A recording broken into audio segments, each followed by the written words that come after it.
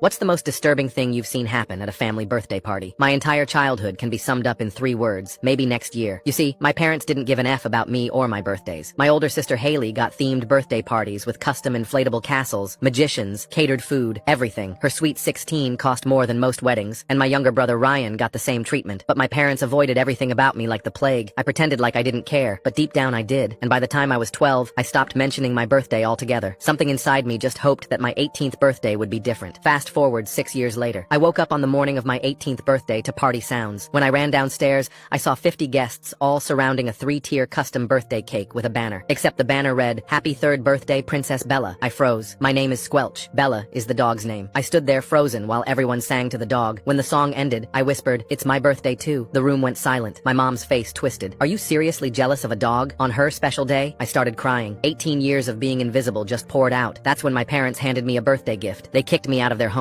I had nowhere to go. Practically all of my family lived in Ireland. There was only one who lived in New York too, Uncle Dennis. We barely talked, but I figured sleeping at his place was better than the streets. I showed up at his door with a backpack, trying not to cry. He opened it, and his face was stone cold. "Let me guess, you got yourself into trouble and now you need somewhere to crash." His voice was sharp. I just nodded, too tired to explain. "You can take the basement. Don't touch anything. Don't make noise, and this better be temporary." For 2 weeks, I lived like a ghost, made sure to tiptoe everywhere, and always cleaned up after myself. And other than reminding me of the rules, he barely spoke to me. Set strict rules, no visitors. I thought he hated me just like everyone else. That's the first time I thought that my parents were right about me being difficult. So I kept my head down, followed every rule, and cried myself to sleep wondering why nobody wanted me around. Until one night, when I couldn't take it anymore. He asked about my day, and I completely broke down and told him everything. The favoritism, the emotional neglect, the getting kicked out. As soon as I was done talking, I was filled with fear for how he'd respond. And that's when Uncle Dennis said something that changed everything. "They told me you were on dock drugs, said you'd been stealing from them and got violent when they tried to help." My blood went cold. He continued, "They called me 3 weeks ago, said if you showed up here, I needed to be firm and watch for signs of withdrawal. They said you'd lie about why you left." He pulled out his phone, showing me texts from my mother, detailed lies about my addiction and behavioral issues. "That's why I've been so harsh. I thought I was helping you get clean." We sat in silence before he spoke again. "But an addict doesn't quietly follow the rules for 2 weeks, doesn't cry themselves to sleep, doesn't flinch when I raise my voice." That's when Uncle Dennis did something unexpected. He went to his closet and pulled out a box. Inside were birthday cards, 18 of them, all addressed to me. "Your mom told me you didn't celebrate birthdays, said you had trauma around them and the family agreed not to mention it. I bought these anyway, just in case." Each card had a $50 bill inside. He'd been saving for my birthdays, believing I was too damaged to celebrate them. The anger hit me like a truck. They didn't just ignore my birthdays, they made the whole family think I couldn't handle celebrations. He promised I would be safe with him, and held me while I cried myself to sleep. I didn't know it at the time, but Uncle Dennis